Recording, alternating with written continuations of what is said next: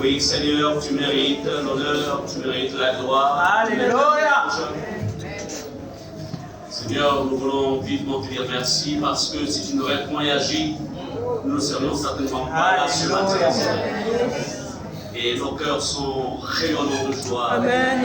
De savoir que tu es le Dieu du Gabon qui veille sur son alliance. Seigneur, encore une fois, merci. Et nous allons maintenant nous ouvrir à ta parole, qui en elle se trouve la vie. Amen. Que tu sois glorifié à jamais pour toute l'éternité. Nous t'acclamons encore une fois.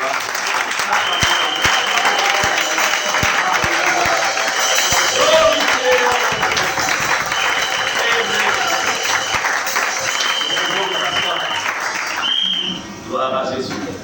Gloire à Jésus. Bonjour à tous.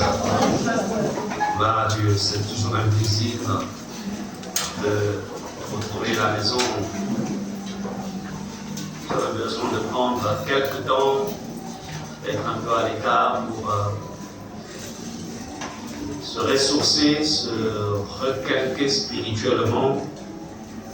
Et après, moi, vous avez constaté que le pasteur Muriel n'est pas là parce qu'elle aussi, elle en a besoin. Amen. Amen. Vous êtes merveilleux, merveilleuse. Est-ce que vous pouvez... Vous savez, David pouvait dire, je suis une créature merveilleuse. Amen. Donc David pouvait réaliser qu'il était une créature merveilleuse. Est-ce que tu peux dire, je suis une créature merveilleuse? Je suis une créature merveilleuse. Alléluia. Amen. Si quelqu'un ne te donne pas de compliments, toi-même ne donne pas des compliments. Amen. Alléluia. Amen. Gloire à Dieu. Alors ce matin,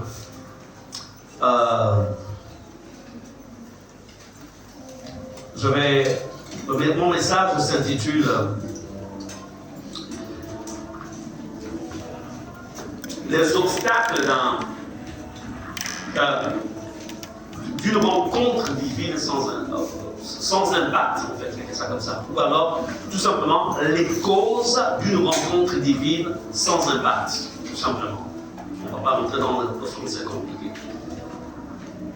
les causes d'une rencontre divine sans état. Vous savez, nous sommes la pensée que Dieu nous avait donnée en début d'année. C'était une année d'exploit. Une année d'exploit. Ce qui voudrait dire en vérité que chacun d'entre nous, alors que décembre est presque à côté, en faisant le bilan de sa propre vie, il y a un domaine en fait dans lequel il devra dire: Seigneur, j'ai vu ta main tout au long de cette année dans ma vie. Amen. Amen. J'ai vu tes exploits dans tel domaine de ma vie. J'ai vu tes exploits. Alors, bien aimé, la marche avec Dieu, la vie chrétienne en vérité, est une vie qui doit porter les marques de Dieu. Il doit y avoir un impact remarquable, palpable. Un phénomène assez particulier se produit de plus en plus dans bien des églises. C'est celui de voir en fait beaucoup de monde fréquenter les églises, ce qui est bien. Mais cependant demeure dans une vie spirituelle en fait asséchée. Une vie sans puissance. Oui, j'y vais. Les gens y vont, c'est bien. Mais où est la puissance de Dieu dans ta vie, au travers de ta vie? De plus en plus de personnes sont sèches. Il n'y a point de sainteté. Il n'y a point de pureté. Mais cependant, ils abondent dans les églises. Il y en a plusieurs qui aussi sont sèches ou secs par manque de bon témoignage. C'est-à-dire, le témoignage de Jésus n'est pas manifeste. Jésus pouvait dire à ses disciples: celui qui m'a vu a vu le Père. Yes. Combien de ceux qui fréquentent les églises aujourd'hui diront: celui qui m'a vu a vu Jésus? Combien?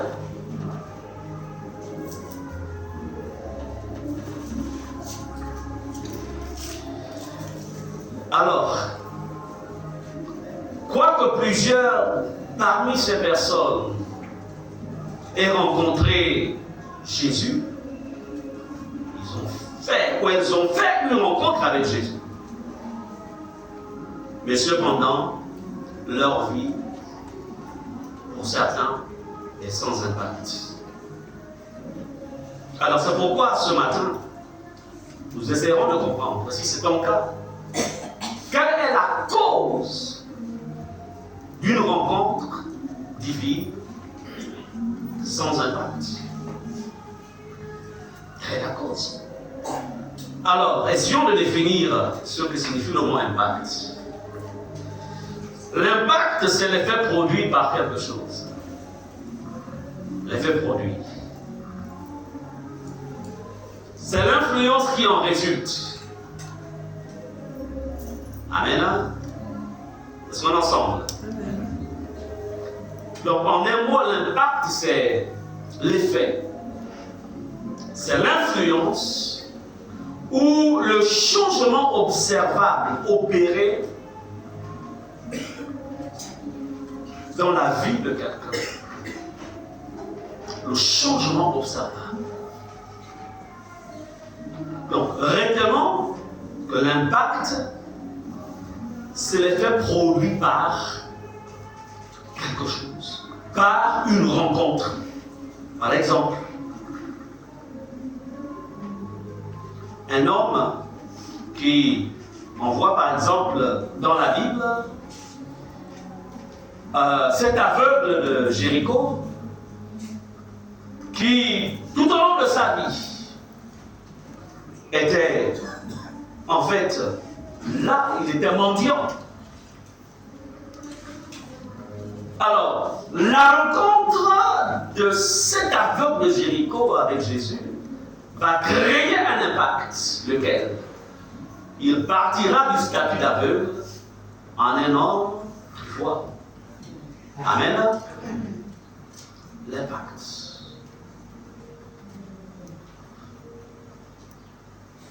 On verra aussi dans la Bible Zachée, un homme de très mauvais témoignage, on dira mauvaise réputation au milieu des siens. On dit même en fait c'était un voleur. Pourquoi dire ça comme ça? La rencontre de Zachée avec Jésus va créer un impact au point où Jésus dira: le royaume de Dieu est entré dans cette maison. Zachée, sa vie va changer. Amen. L'impact. Et aujourd'hui, il y a de moins en moins d'impact de la divinité dans la vie de ceux qui fréquentent les lieux de culte. Alors, essayons de comprendre ce matin pourquoi. Si en fait aujourd'hui on essaye de prendre un baromètre et qu'on se mette à mesurer l'impact du royaume de Dieu sur ta vie, quelle va être la mesure? N'oublions pas que Jésus, il dira ceci dans sa prière, lorsqu'il enseignait sur la prière, il dira que ta volonté soit faite sur la terre comme elle est faite dans les cieux. Donc en vérité, nos vies doivent être à l'image de notre style de vie sur la terre doit être à l'image de ce qui se passe dans le ciel. Puisque Christ est venu nous réconcilier avec le Père. Alors, pourquoi la rencontre divine, la rencontre que Dieu a faite avec Jésus, est sans impact dans ta vie? Ce matin, il n'est pas question pour toi de penser à celui qui n'est pas là. Il est question ici de faire une autopsie de ta propre vie. Il est question. Est-ce qu'on est ensemble? Donc, si ton mari n'est pas là, ne pense pas à ton mari pour dire si il aurait pu être là. C'est un message qui le concerne. Non, non, non. Ce n'est pas lui, c'est toi. Parce qu'on est ensemble. Amen. L'impact. Bien-aimés, allons-y dans la Bible. Ouvrons Luc chapitre 23, verset 8 au verset 9.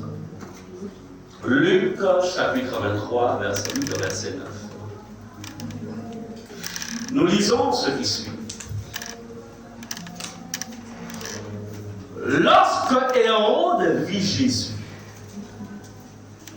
il en eut une grande joie.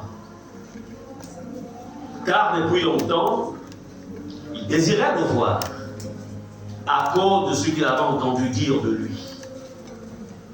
Et il espérait qu'il le verrait faire quelques miracles. Verset 9. Donc, il lui adressa beaucoup de questions, dit Hérode. Mais Jésus ne lui répondit rien. Amen.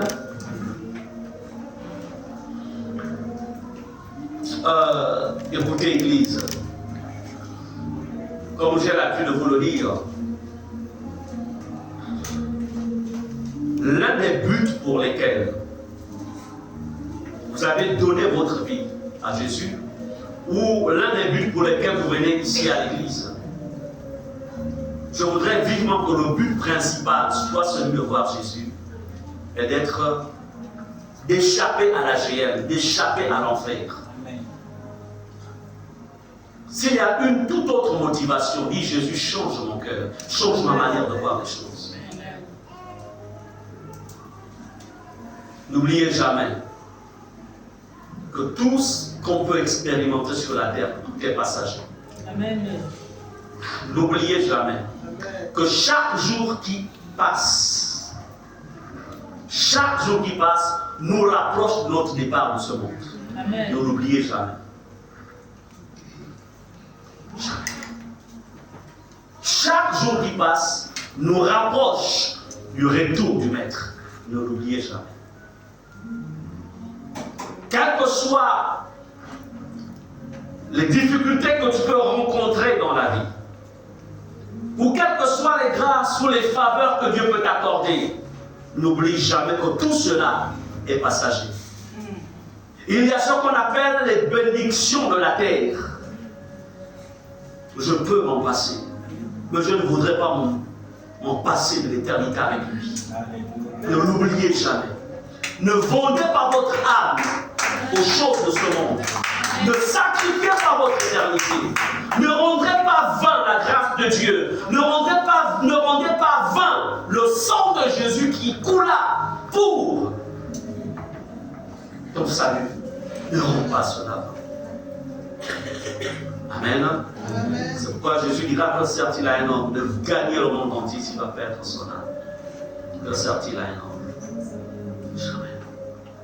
C'est pourquoi développer une attitude d'humilité. Quel que soit ce que Dieu peut faire dans ta vie, ne sois pas orgueilleux. Jamais.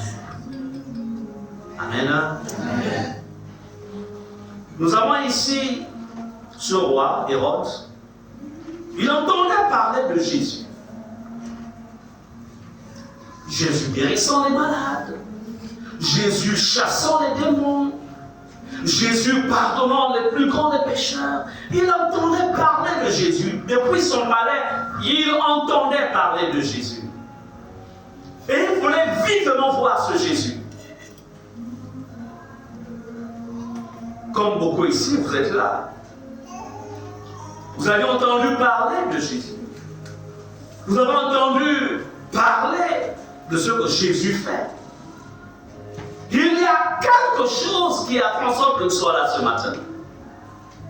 Il y a toujours quelque chose qui nous attire dans un lieu de culte. Alors, ici, Jésus est arrêté, il est conduit vers Hérode. Hérode veut voir Jésus. Pour quel but? La Bible dit, il eut une grande joie. C'est-à-dire que lorsqu'il apprend que Jésus, on va l'emmener vers lui pour qu'il soit jugé, puisque Jésus est arrêté. C'est-à-dire que Hérode est heureux de vouloir rencontrer Jésus. Mais le problème, c'est la motivation d'Hérode. Hérode avait une toute autre motivation pour laquelle il voulait voir Jésus. Il dit car depuis longtemps, il désirait le voir. À cause de ce qu'il avait entendu dire de lui. Il espérait qu'il le verrait faire quelques miracles. Waouh! Regardez la motivation d'Hérode. Hérode ne veut pas voir Jésus, ne voulait pas rencontrer Jésus pour que Jésus transforme sa vie. Hérode ne voulait pas rencontrer Jésus pour que Jésus change son cœur. Hérode avait d'autres motivations, lesquelles le spectacle. Il va sûrement transformer à nouveau l'eau en vin. Il va sûrement faire rouler plusieurs personnes à terre. Il va sûrement, devant moi, faire en sorte que cet estropié, son pied à nouveau, retrouve sa forme. C'est-à-dire, Hérode, c'était juste le spectacle. Amen. Je voudrais poser la question. Quel est le but pour lequel tu as donné ta vie à Jésus? Quel est le but? Hérode est devant le Sauveur. Hérode est devant le Libérateur. Hérode est devant celui qui pardonne les péchés. Hérode est devant celui qui possède en fait les clés du royaume de Dieu. Mais Hérode a d'autres motivations. Hérode va faire passer une opportunité qu'il n'aura plus jamais. Bien-aimés,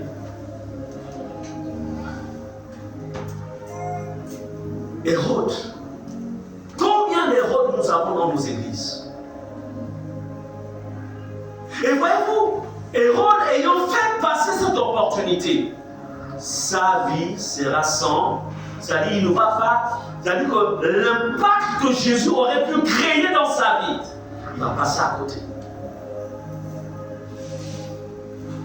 Nous sommes en train de comprendre les causes d'une rencontre divine sans impact. Le problème n'est pas forcément de rencontrer Dieu. Il y a des personnes qui ont rencontré Dieu. Mais ils ont fini dans le jugement. Allez-y poser la question à Dathan, à Corée, à Abiram. Allez-y dans l'Ancien Testament. Posez la question à Dathan. Posez la question à Abiram. Posez-leur la question. Ils ont vu la gloire de Dieu. Ils ont vu comment l'Éternel ouvrit la mer rouge. Ils virent comment Dieu, en fait, avait englouti l'armée de Pharaon dans la mer rouge.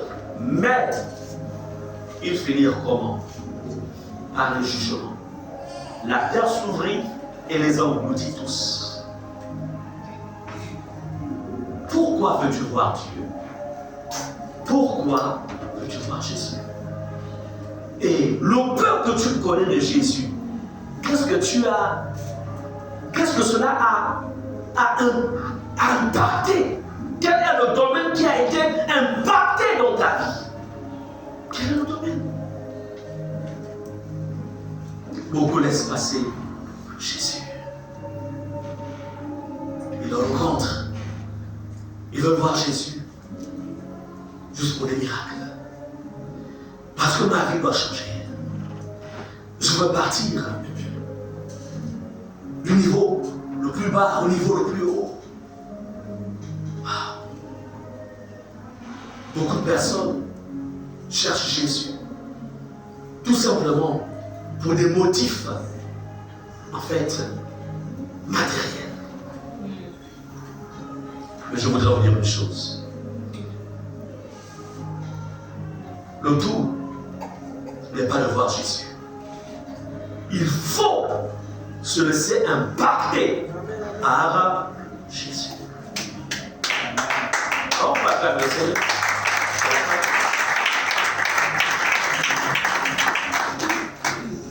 L'impact. Qu'est-ce que tu peux dire de l'impact de Jésus dans ton foyer? Quel est l'impact? Moi, je peux dire ce que Jésus, en fait, de l'impact de Jésus dans mon foyer. Il a fait de moi un serviteur.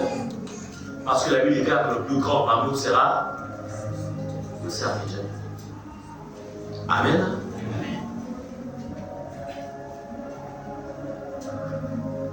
La relation qui unit l'Église à Jésus sert son Église. L'impact, c'est qu'il y a la paix dans mon foyer. L'impact de Jésus. Mais celui que j'étais avant, sans Jésus, ça n'aurait pas été la même chose. Et il y a une différence totale. J'ai laissé Jésus être celui qui dirige mon foyer. Qui dirige ton foyer? l'impact de Jésus dans ton foyer. Et pourtant, tu viens à l'église, tu écoutes la parole. Tu lis même la Bible à la maison, tu pries même avant de dormir. Mais quel est l'impact? Quel est le message que tes enfants vont avoir du mariage? De la manière dont maman traite son époux, la manière dont maman traite papa, ou la manière dont papa traite maman. Vas-tu donner à tes enfants l'envie de se marier un jour? Ou quand ils seront grands, ils diront, c'est ça le mariage, j'ai toujours vu comment maman traitait mon père. Si c'est ça, je n'ai pas besoin de me marier. Oh, j'ai vu comment papa traitait maman. Mariage, non. Et pourtant, ils allaient à l'église. Mais, je voudrais vous lire ce matin. Vos enfants pourront être des bons chrétiens demain, ou ils pourront devenir des logistes. Vous serez responsables. Vous serez responsables. Vous ne savez pas ce que vous créez aujourd'hui. L'une des choses, alors que nous étions encore adolescents, l'une des choses qui m'avait révolté contre le mariage, c'est parce que nous ne voyons pas notre père à la maison. Il venait tout simplement, en vérité, il était passager. Il venait, il repartait. On était enfants, impuissants.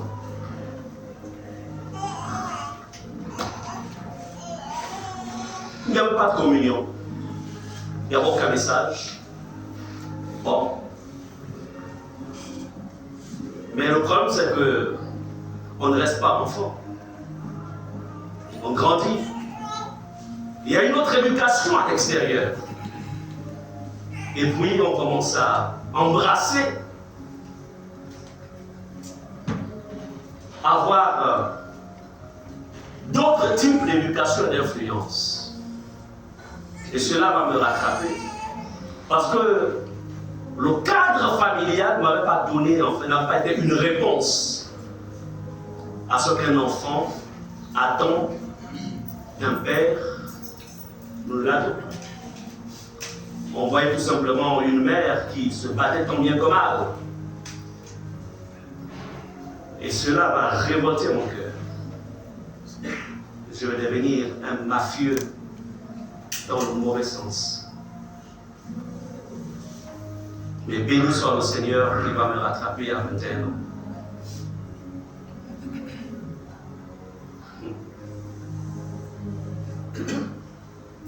Vous savez, quand parents vous dites à un enfant, quand vous voyez parfois votre enfant avoir des attitudes et des comportements, posez-vous la question, qu'est-ce que vous avez planté quelle est l'atmosphère que vous avez créée dans la maison quand il était plus petit? Il y a beaucoup dans les maisons, beaucoup d'enfants qui sont des bombes à l'écart de vous. La bombe explosera quand il sera dans l'adolescence, quand tu ne pourras plus le contrôler. Est-ce que vous comprenez cela?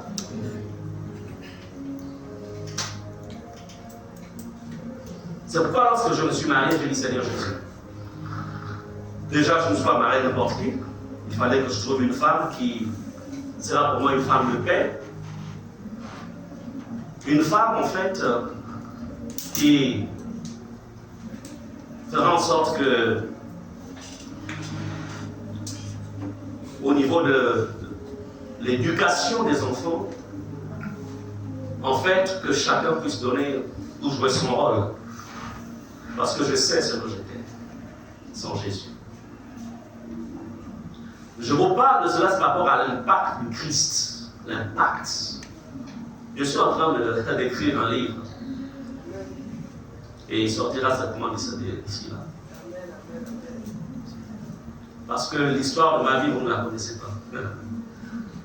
Mais je vais l'écrire pour aider la génération d'aujourd'hui. J'ai commencé à écrire. Même mes parents qui sont là, mes mamans ne connaissaient pas qui j'étais. Elles ne connaissaient pas. Ils avaient un fils docile à leurs yeux. Mais une autre marque. Que béni soit Jésus de Nazareth, qui m'a touché le plus vite possible Et aujourd'hui, je lui rends toute la gloire. Amen. Amen. Amen. Oui, acclamons le Seigneur.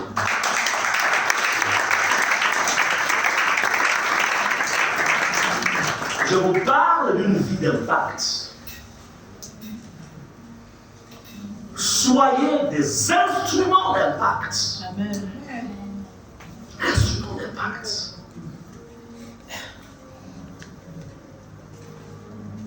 Hérode a vu Jésus, le Messie. Mais Hérode n'a pas laissé Jésus transformer sa vie. Ne venez pas à l'église. Si jamais ça a été le but pour lequel tu as été le même motif, ok Seigneur, maintenant, j'aimerais vraiment te connaître. Oui, on peut avoir des problèmes, on peut avoir des soucis, et cela peut nous conduire à l'église. Mais à un moment, tu dois te dire, je ne suis plus Jésus parce qu'il m'a délivré des soucis, mais je suis Jésus parce que j'ai réalisé qu'il est mon Messie. Amen. On peut l'acclamer, oui. Alléluia. Il y a toujours une raison qui te conduira dans la maison de Dieu. Mais ne continue pas à suivre Jésus à cause de ce qu'il donne. Parce que ce n'est pas en tout temps que tu auras ce que tu veux. Mais je reste attaché à Jésus pour ce qu'il est. Il est mon Dieu.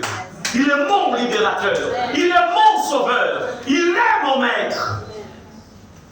Comment comprendre que quelqu'un comme l'apôtre Paul, il peut parler dans l'un des siens livres, il dira, je sais vivre dans l'abondance comme aussi dans la disette. Wow. Il avait l'onction. Il avait toutes les grâces. Mais il y a des moments où parfois l'apôtre Paul pouvait passer par des temps, en fait, de manquement. En ensemble. Mais pourquoi l'apôtre Paul ne pouvait pas, en fait, s'éloigner de Jésus? Parce qu'il avait tout simplement saisi l'amour de Dieu. L'amour de Dieu. Amen. Amen. Il désirait voir Jésus. À cause de ce qu'il avait entendu dire de lui, il espérait qu'il le verrait faire quelques miracles. Attention. Ne suis pas Jésus pour les quelques miracles qu'il peut accomplir autour de toi ou dans ta vie. Quand bien même il est prêt à le faire pour toi. Mais ce n'est pas cela ma motivation.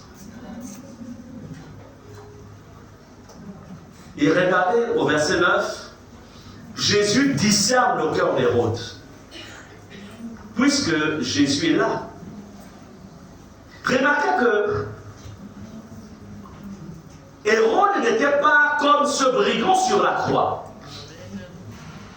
L'un des deux brigands ne va pas laisser Jésus s'en aller, je dirais, dans l'éternité, bon, avant qu'il ne descende aux enfers pour accomplir l'œuvre de délivrance. Mais ce brigand sur la croix va réaliser que là, je suis en face d'un homme juste. Alléluia. Je ne veux pas, je suis en face du Fils de Dieu. Je ne veux pas passer à côté de cette opportunité. Amen. Amen. Et il dit, Jésus, souviens-toi de moi lorsque tu viendras dans ton règne. Et je dis aujourd'hui même, tu seras avec moi au paradis. Wow. Sur la croix. Quelques minutes avant que Jésus n'expira, cet homme a son salut. Il s'est laissé impacter par le salut. Parce que Jésus est notre salut. Mais Hérode ne se laisse pas impacter. Et regardez, au verset 9, la Bible dit, il lui adressa beaucoup de questions, il posa beaucoup de questions à Jésus. Mais Jésus ne lui répondit rien. Jésus les mains silencieux. Parce qu'il s'est rendu compte que son cœur ne recherchait pas le salut. Son cœur était à la recherche d'un spectacle. Attention, quand Jésus devient silencieux dans ta vie, quand il ne te parle plus, Amen. quand il ne peut plus te donner des orientations, Amen. pose-toi des questions. Amen, amen, amen, Amen. amen. La relation qui nous unit avec Jésus, c'est une relation de père à fils. Je dirais de grand frère, plutôt parce qu'il est notre grand frère. Le grand frère a dit, frère aussi, il est notre Dieu. Alléluia. Donc c'est une communion. Il parle, tu entends sa voix. Tu lui parles, il t'entend. C'est une relation. Ça n'a pas besoin d'une supra-spiritualité. Non. Aussitôt tu es né de nouveau, aussitôt tu peux entendre la voix de ton maître. Amen. Amen. Tu n'as pas besoin d'être pasteur, tu n'as pas besoin d'être prophète. Tu as besoin tout simplement de vivre dans l'amour de Dieu. Ouvrir ton cœur. Quel est l'impact que Jésus a créé dans ta vie? Qu'est-ce qui fait que ta vie n'ait pas d'impact?